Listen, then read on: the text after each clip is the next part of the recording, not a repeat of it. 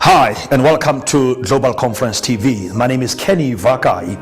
In this video, we are having Beth Malachi interviewing Belinda Oosthuizen from a recruitment agency that recruits females to male-dominated industries. Enjoy. Hi Belinda, and welcome. Thank you very much for having me. How are you doing today? Very good, very good. Tell us, for people who don't know who you are, how would you introduce yourself to those who don't know who you are? Well, if I have to introduce myself to anyone who doesn't know me, I am who I am. I am extremely excited about entrepreneurship in South Africa and helping youths get to success. I am passionate about their success. So I would basically say that I am here to help anyone who needs help, not just in my personal capacity, but also in my business, as well as further the future of South Africa. Take me through the journey of you helping out entrepreneurs, and how do you go about doing that? Well, I'm involved in a number of entrepreneurial mentorships, one of which is your own, Yes. Wealth Academy. Yes. As well as Audacious Woman, which focuses on specifically female entrepreneurs in South Africa, and then as well as in my own recruitment company, where we focus on taking specifically females in an industry that's male orientated and get them to work and sell their specific needs and their specific skills to the company's needs. So it's very excited to see that more females are entering the male-orientated companies like in engineering, manufacturing, construction, because we've got finer details that we focus on where males normally let it go a bit. And how do you find the response that you get from this female wanting to get into the male-dominated industry? We actually have a large number of databases in regards to that, female specifically. Just recently I had a lady from Port Elizabeth who is a very high qualified logistic manager in the logistic and supply chain. And what we've realized is when she went for interviews that most companies have males on the interview panel because they're very scared of entering a female in that. Will they be able to handle the pressure? Will they be able to take the drive and work the long hours? Or is she going to be too emotional and actually have a setback with family orientation life? And what I found with this single mother of two is that she had more drive in her than most of the males that I interviewed and most of the CEOs of companies that I tend to place candidates with. So I found that once she actually helped them understand that they must stop underselling themselves and their skills and get what they are worth salary-wise, they actually reach for the sky, and the sky is absolutely no limit for them. Absolutely. And would you say the way they approach their interviewees is different from the way they would go to a normal type of a job? Yes, definitely. What happens is the moment they do enter an interview stage, and it is just a male-orientated panel, they tend to step back, drop their confidence, and start stuttering in the interviews, and they actually undersell them. So if I walk into an interview and I feel my worth is 45,000 Rand a month, I'm going to stick to that regardless of what someone in a CEO level or a manager level says to me, because I know what I can offer and I know how to sell that over to them. And that is the biggest shortcoming currently in South Africa, especially with candidates. Recruitment companies tend to concentrate on only what the client's needs and regulations are. I only want males. But what I do is I push the envelope and I tell them, listen here, to be equal, I will send you a white female, a white male, black female, a black male, as well as any other color person that it appointed or that I feel will be best suited for the company. So what I then do is I actually focus on my candidates and not as much on my clients. I take their hand and I actually teach them how to do an interview. Interview is not a skill that you're born with. It's something that you need to learn. And the moment you know what to expect in an interview and you are well prepared and how to prepare for that, it's really smooth sailing. It's absolutely smooth sailing. Amazing. And how did you get to that? Why did you decide to just get into that industry? I actually started in the recruitment industry quite early in my life. In 2013, I got retrenched.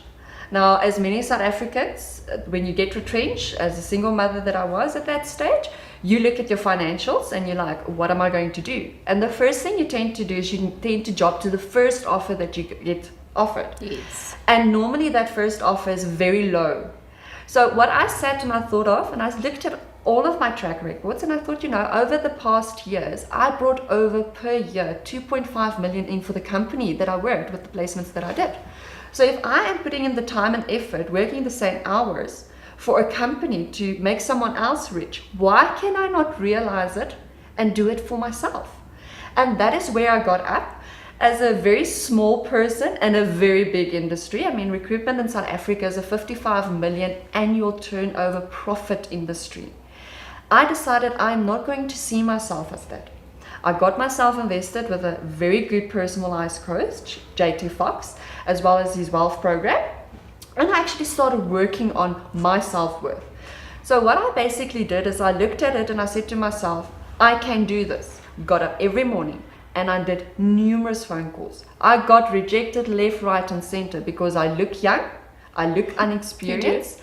And unfortunately, when you fight with bigger companies, like in South Africa, your advtech groups, then people tend to rather trust a company that's been doing the same thing for 45 years.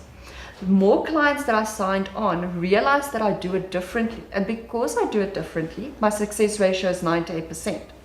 So that is what got me to start my own company. It wasn't easy. I didn't have any financial backing from family or friends. I had to literally stand on my own 2 feet. And I had to make the decision, am I going to jump or am I going to go back to working for someone else and making their dreams a reality? And then looking back from how you started, do you think it would have been easier if you had financial backup as opposed to you going all in with whatever resources that you had at that time? Not at all. Not at all. A lot of entrepreneurs in South Africa has the excuse that I don't have the finances. I want to do this is my dream, this is my passion, but I don't have the finances. I had to literally wake up and make the decision for myself to say, instead of using it as an excuse, start using it as a drive. And because I know that I had no one else to rely on, I had to work to cover everything, my rent, my child's school fees, get food on the table. And that is the only thing that driven me to become successful. At a point where I no longer need to work in my business, I'm working on my business. Absolutely. And then you mentioned earlier on that you got yourself a coach. A lot of people, they go out there and sign up for this coaching fees, some are ridiculously high, I believe. How did you make your coaching program more workable for you? How did you make it work for you? Because a lot of people say these things don't work. Well, I started off when I went to the first JT Fox event. I didn't know who JT Fox was, and as a skeptic, I always do my research. So I sat in one of his events and I listened to all of these big numbers, and I'm talking about getting him as a one-on-one coach. You look at about 320,000 to 650,000 rand. Yeah. And at that time, I only had 23,000 rand in my account from my retrenchment package. And I had the decision to make. Either I'm going to play it safe and I'm going to work well with my money, or I'm going to start investing in myself. I looked at all his packages options, and I optioned for his number one sales coach CD set, which was 12,250 rand. And then I also bought his Millionaire Underdog book, which was 500 rand at that stage. Knowing that I'm limiting the amount of months that I can live on with my budget, with the 23,000 that was in my account, I decided I am going to invest. And once I've made the decision, I stated, committed. I never went to bed without completing a full CD. It's a set of 12 CDs, and I implemented everything. The one thing that I take with me every day is your network is your net worth. I was in a very big accident in 2013 where I lost my vehicle, my income, and while I'm sitting here, I'm actually supposed to be an introvert. I have got a very big anxiety problem, and I decided, instead of knowing that I've got that problem, I'm going to work on it personally. I'm going to step outside of my comfort zone. I'm going to start thinking outside of the box. I'm not even going to have a box anymore, throwing it all away. And that is what made me so successful. I am not afraid to approach a CEO or a CFO of a company, because now I look at them as just another person. There's two options. Either he's going to say yes or he's going to say no. For me, when I phone a company, I work on 3 options. I work on the worst case scenario. I mean, in other words, it's going to be a no. Best case scenario, it's going to be a yes. And the likely event where he says, okay, give me some time to think about it. Oh, we can maybe work together in future. Exactly. And since I started doing that, my business has grown. I have now international companies on my payroll that actually works with me and gives me return business. I recently moved down from Cape Town and non-stop had meetings with companies that requested to see me face to face. I have actually yesterday signed up one of the biggest insurance companies for financial brokers, which they approached me, where I was used to always approaching the companies. Because of my network and my net worth, I actually started getting approached by them. I do things differently, I focus differently, and I give 110%. I don't care if it's 12 o'clock at night. If a client wants to speak to me about a specific thing, or a candidate's phoning me because she's uncertain about an ad that she read, I am there for them. I am holding their hand and I'm giving them the opportunity to know the coaching that I got that cost me hundreds of thousands of rands. And that is what my passion is. My passion is to, when someone is not in a financial situation, and unfortunately South Africa, most entrepreneurs will not be in that financial situation where they can get the personal coaching. I'm open to cutting it under what the normal asking price is to teach them and give them what I never had. I don't want them to make the mistakes that I did. That was very costly. Yes. I want them to understand how to learn, what to use as an excuse, and turn that excuse into drive and passion. Because the moment you've got an excuse, like I don't have finances, I'm relying on my fixed salary, the moment there is no safety net, you will be amazed what you can do with yourself. Absolutely. The passion and the drive and the success. And when you are successful, you know what? There's no one to say, but you won't be there if it wasn't for me. It is hard work. Entrepreneurship is not easy. Yes. And I think that is the problem in South Africa, especially under the young entrepreneurs. They think it's a overnight success thing. It's not. It's hard work. I worked till 2 o'clock in the morning, had to get up at 5 to get my little one at school at 7.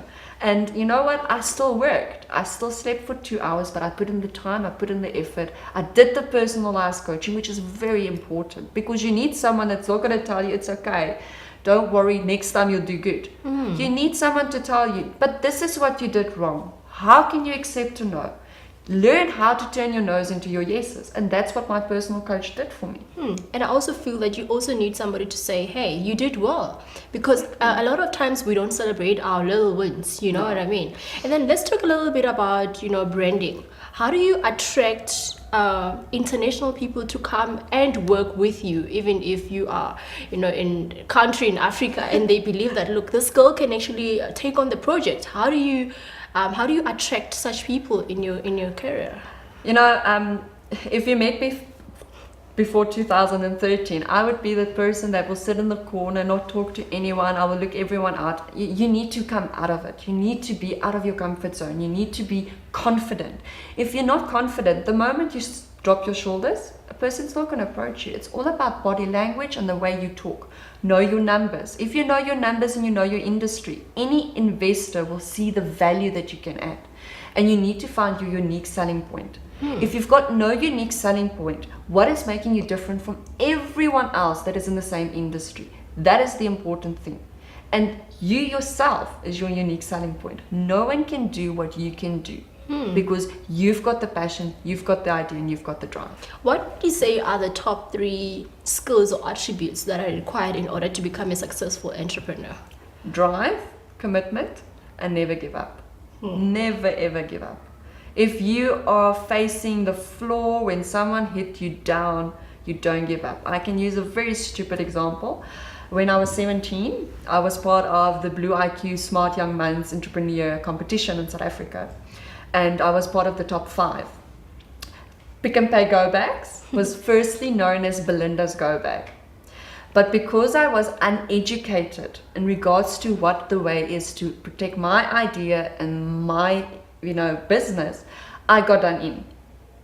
So what I learned from that is that I need to have someone that's successful. It doesn't help I surround myself with people that's less successful than me. I need to have people that's multimillionaires, because the moment you see their lifestyle, you see their commitment, you see their drive, it actually goes over to your cup. Absolutely. Because that is what it is. It's hard work. I cannot express that more than enough. It's absolutely hard work. It's not about sitting at home and only starting at 10. You get up at 4 o'clock, you start working at 8, you start doing what you need to do. You don't take tea breaks, you don't take smoke breaks, you don't go to the loo if you have to. I do telephone calls while I'm on the loo. And you know what? It's because it's never ending. Yeah. I cannot waste 1 minute of my time. And it's not that I've got more time in my day than anyone else. It's all about time management. But do you unwind? What do you do to unwind? I do unwind. I unwind by spending time with my little girl and my family. I've got a boy and a girl, so I unwind by spending time with them. I do have a specific day in the week that I don't touch work whatsoever. That's Saturday afternoons from 12 o'clock, and then Sundays I don't work. But other than that, if a client tells me that I need someone by Monday and I need to put in the time, my children understand what I'm doing for them is for their future. I'm building a future for them. You know, my little girl is 7 years old. She doesn't get pocket money. She knows from the age of 7 that if she wants to buy a sweetie or she wants to buy a new toy, she has to work for it. So she's got specific workies around the house that she needs to do, and specific duties that has specific amounts that she gets. So when she does it, she gets rewarded. And I think that is the biggest problem currently. South Africans, and I hope to take no offense to anyone, they give everything for their children, which is what you need to do.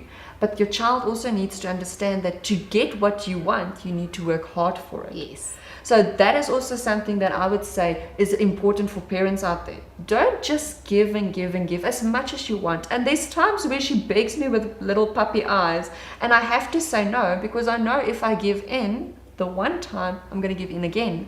And then all of the hard work of her learning that she needs to do work for her money is going to go down the drain. Yes. Let's talk about wealth creation.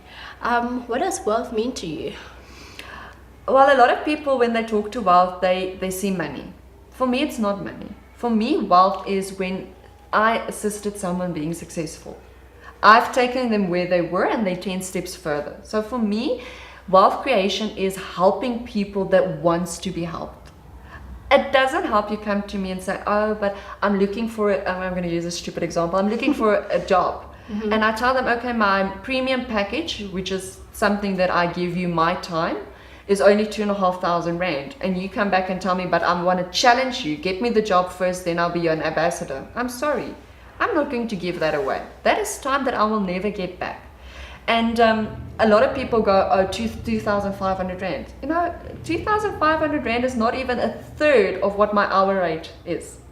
So I would really say that they need to want to do something. If they don't want to take control of their future, regardless of the coaching that I give them or willing to mentor them, they're not going to want that. They're going to start working, and the moment it's difficult or they hit an obstacle, they're going to back off and say, this is not for me. How do we make sure that the future generation looks at wealth the same way that you do? I think the biggest thing that needs to happen is parents need to show their children with their action that it's okay to help others. I'm going to use a stupid example. You know, I use my little girl a lot because she looks at me as a role model. So whenever we're at home and we got our newspaper, like the Record, the guy would normally ask for a glass of water. What we do, we've actually got a number of plastic squeezy bottles, and we normally fill it with ice and cool drink, not water. And we give it to the guy and we say, well done for trying to be successful. You're doing something to further yourself. And that is what I am teaching her. Now she knows when she goes to school and someone's asking for a breakie, or she sees someone doesn't have a breakie, she'll take her lunch and she'll give it to them, because it doesn't need to be monetize wise. In other words, it doesn't need to be, here's money, go buy whatever and go buy drinking alcohol and cigarettes. It needs to be something that betters that person's life. But if you see that that person is willing to do it, take that person and help them. Don't just say, yeah, but why must I help him because no one helped me? That is what the problem in South Africa is. If every single person's going to be selfish and say, no one helped me to get where I am today, why must I help him? We're never going to move forward. I don't care if you're black, white, Indian. I help everyone because I want them to better their lives. I want them to know that there's more than just what they're currently earning. I actually recently had a qualified electrical engineer that was working in retail because they don't know how to apply for their positions. And I took her, I sponsored her the premium package, and within 48 hours after she started with my premium package, she got employed as an electrical engineer for one of the very well-known companies in Johannesburg, and her salary increased 4 times to what she got. Wow, it's amazing. And that is what my training program is. My training program is teaching people what their true worth is, because people are underselling themselves and they're settling for less. Then you get graduates that is overselling themselves and can't settle for this. So, we take both sides, people that needs to earn what they need to earn because of what they're worth, and people that wants to expect more than what they're worth. And we train them how to assess what their worth is. And funny enough, my youngest graduate that I employed at Rockwell Engineering in 2013 started with a very high salary. And that salary actually increased every year because I keep holding his hand. When he phones me and says, Belinda, I saw this problem in the company and I've got a solution for it, but how am I going to approach my manager to implement it without my manager thinking that I want to overstep him? Yes. I actually take his hand and I walk through him and I say to him, A, B, and C needs to be done, and this is your tone of voice that you need to do. Go practice it, record yourself, send me the recording, I'll tell you if you're ready or not. Oh, that's amazing. And it's successful. Yes. Because someone is there to tell you, you're not doing this right. Go for it, but do it the right way. Absolutely. And that is the biggest problem. Too many friends and families will tell you, don't stress, next time you'll get it.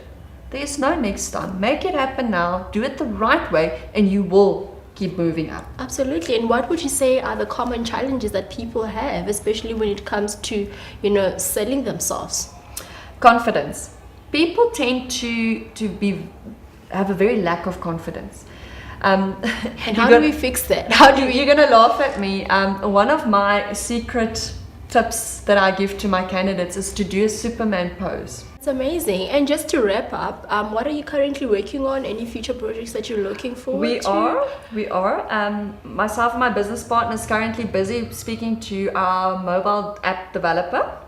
We're hoping to launch in June, July this year. It is going to be a disruptor. Completely disruptor in the market of recruitment. There is no such app currently out there. That's amazing. We're very excited because we've already got investors once the product is launched in the UK, as well as in Norway, as well as in Malaysia. So we're very excited about that. It's going to give the power back to the candidates, which is the current problem in South Africa. Candidates are sending their CVs to recruitment agencies. The recruitment agencies are not giving them feedback on their CVs or their interviews, so they don't know where their CV is going. This will actually give them the power of saying, yes, I want my CV to go to the company that's requesting it, or no, I don't. So it's going to give candidates the power back of their personal information. It's not going to be a CV that's lying on a table next to an HR manager. The way that we're looking at it, it's going to put the CEOs, the decision makers, and the entry-level management in connection straight with the candidate. So we're very excited about it. That's amazing. And how do people get hold of you if they want to contact you? They're more than welcome to look me up on Facebook. I'm very active on Facebook. You are? Very, very active on Facebook. And they're also welcome to look at our website. We have got a comment site on our website where you can actually send us an email, and we do respond within 24 hours. We're very true to our word. Okay, that's amazing. So they can go to www.recruitforme with a 4, not with the word for. Or they can just look us up on Facebook and LinkedIn. I'm very open. If people come to me and say, Belinda, I really want to use you as a mentor, I've got a price. Unfortunately, my time is very valuable. Of course, but yeah. I'm always considerate. Yes. I always take in consideration their background, where they're coming from, and we're always willing to meet them halfway. And lastly, what advice do you have for people who look up to you and possibly want to, have whatever it is that you have now currently? Short-term sacrifice, long-term success. If you're willing to sacrifice family time, friends going out for drinks. Sacrifice that now. If you sacrifice it now, you will see the moment that you are successful, you will have more time. The difference is your mindset is going to be so focused that you don't want to spend time with anyone. So you're going to be very selective with your friends. You're going to lose a lot of friends. You're going to lose a lot of family members. And unfortunately, that is how the world works. But it is the people that stick with you when you're down and low that you want around you when you're up high. Absolutely. So definitely short-term sacrifice, long-term success. Time management and driven. Never, ever, ever give up. Thank you so much, Belinda. I really appreciate your time, and I wish you all the best with all your projects for now and in future. Keep watching Global Conference TV for more inspirational and transformational content, changing the world one inspired and transformed person at a time.